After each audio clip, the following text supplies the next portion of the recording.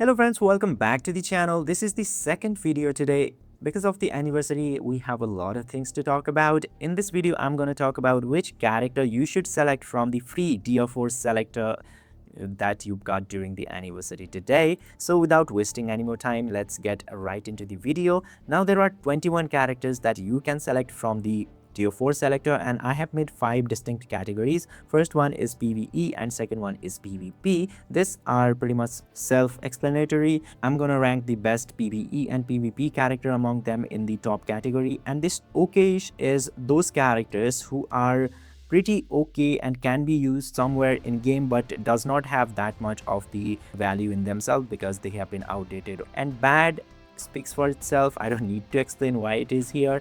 And beware is some of those characters who have high chance to get replaced in near future, and the characters that have not been released yet. For example, Moon Knight can be put here. Since his uniform, we know that he's getting a uniform, but he's gonna get the uniform after a week, so you are kind of shooting the arrow in the dark if you are selecting Moon Knight. He could be good, he could be bad. That's why he's in the beware category. And let's start the tier list now. So the first character that we have is Thor. I could say Thor is pretty good for PvE, but he has been drastically fallen from the meta and replaced with so many characters, for example his brother. So I'm gonna put him in the pretty good value okayish character. And also you can get him tier 4 through the agent missions, so you don't really have to select him from here. So I would put him in the okayish category. And the other character that we have is Ghost Rider. He can be put in high value PvE and high value PvP category because he's good at both, but most people nowadays are using Ghost Rider for PvP. He can do pretty good things paired up with someone like Madeline and Silver Surfer in Team Battle Arena, and so many, nearly all of the teams are using Ghost Rider, so he is really good. That's why I am putting him into very high value PvP character, but you can also use him as very high value PvE character. Now the other character that we have is Gamora. Now Gamora is also very good at PvE. She has quite a bit of value for alliance battle. She can also realistically be put into beware category since there will be another uniform of Luna Snow with the Moon Knight after a week, so she could potentially replace her for most of the days, but still she will have 1 or 2 days as alien superhero female speed character, so that could make her stand out. And she's pretty good for PvE and fun to play, so she is low meta PvE character, I would say. For Iron Man, same thing goes. He is pretty good but not that useful and powerful, so he is kind of okayish character. And we have Hulk. Hulk can be used as PvE and PvP both, but he is not very good at both of those. So I would say he is better than Thor because he can be used in Otherworld battle, AC, and also Alliance battle if you don't have his replacement, for example Ares. So you can use him there with the CDP of Rage, and also can be good for AC and all that stuff, but he is nowhere near Ghost Rider or any of the other PvE meta that I will talk about. So he could be good okayish character that you can build. And also Hulk, Thor, Iron Man, these characters usually get new uniforms, so investing in them if you have other characters might not be the bad idea after all. So I'm gonna put him at okayish category for now. And another uniform we have is Loki. He is beyond good for PvE, so he's clearly gonna go at first position since he's very good for PvE, both world boss and alliance battle, and he is the best character as a striker in game at the moment, so you can really benefit from him. And with the latest update, you can use one striker in multiple characters, so that increases Loki's value even more. So Loki could be your best pick if you don't have him. He's clearly undisputed GOAT here. And Spider-Man is our another character. I would really like to put him in okayish category, but there are Team Battle Arena teams which are featuring him to finish characters like Magic and Adam Warlock with some other powerful characters. So he is a low tier PvP character, better than Hulk I would say, so I'm gonna put him here. And this could be his better place. He's nowhere close of Ghost Rider though, don't mistake with that. He's nowhere close of Ghost Rider, but he is better than Hulk, so I'm gonna put him here. Now this character, Dr. Octopus, have been replaced by Hulk long ago. So I'm gonna put him at bat at the moment. He's not really useless.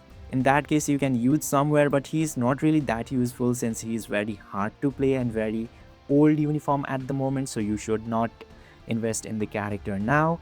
And for Captain Marvel, she is pretty good character for PvP. If you have weapon hack support, she can be useful in some of the teams in Team Battle Arena. So I'm gonna put her at low value PvP character.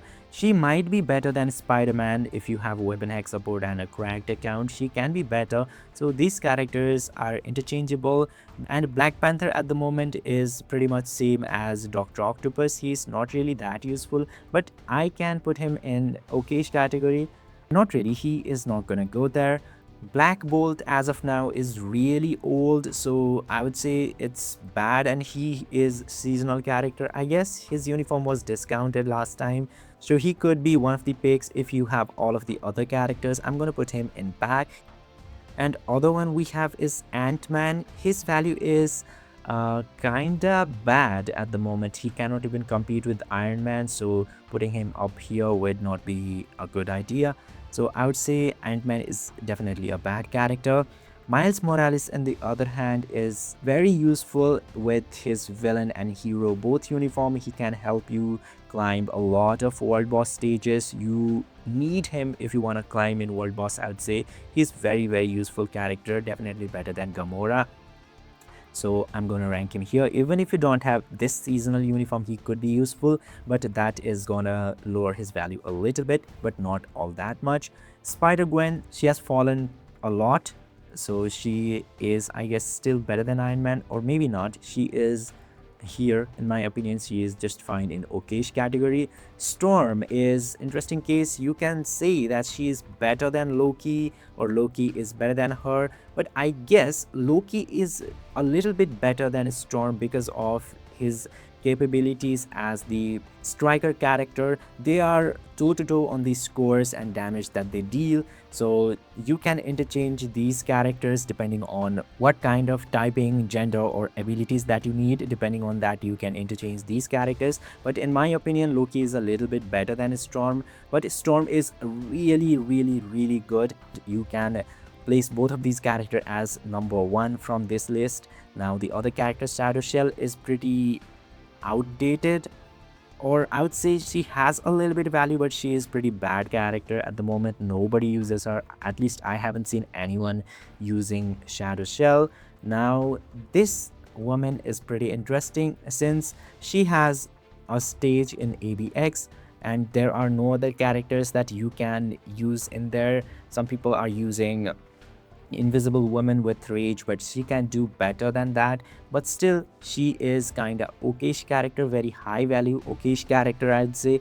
She is nowhere near competing these characters. She is pretty okay for world boss, and there are no other replacement for her. And for that reason, if you wanna select her, you can put her in the low value PvE meta, because there are no other good characters who can be used in that stage other than Invisible Woman, and Invisible Woman is mainly for PvP support, so you can make that argument. But I would say she is only okay, so I'd put her here. Now the another one here is Captain America. He is no doubt going to be in one of the very good PvP characters category.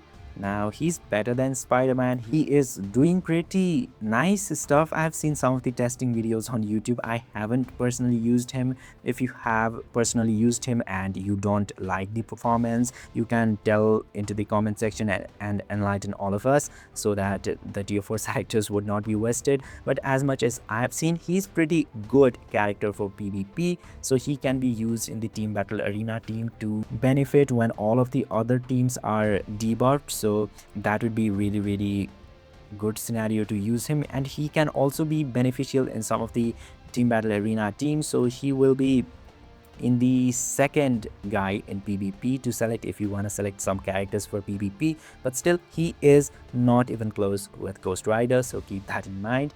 And other one that we have is Black Widow. She is okayish character for PvP. I would say she's as good as Hulk, or a little bit better than Hulk since he provides the striker value as well.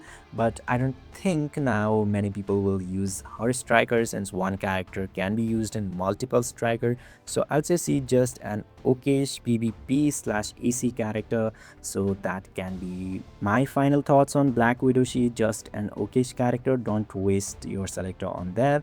And another character here, which is the last one, is Venom. Now Venom is clearly going to the third spot on PvE. Even if you don't have the latest uniform, which does not have big difference with the last uniform, the black uniform. Most of the Venom's uniforms are black anyways.